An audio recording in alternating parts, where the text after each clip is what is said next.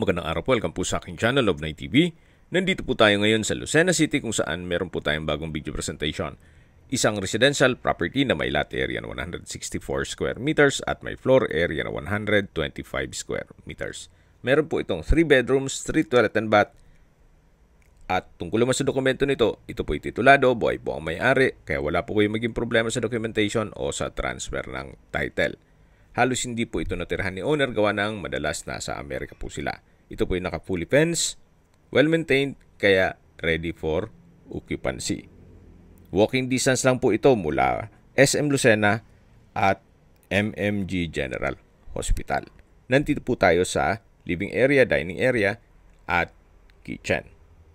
Open concept lang po ito, kaya maliwalas. Ito po yung dirty kitchen at ito naman po yung service area. So balik po ulit tayo dito sa loob.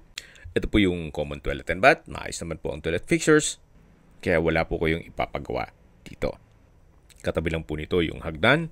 Samahan niyo po ako. Akyat po tayo. Meron pong staircase window. Nag-serves as natural sunlight.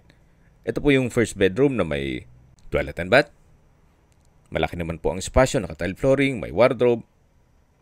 Yan po yung hand wash basin, water closet, at overhead shower.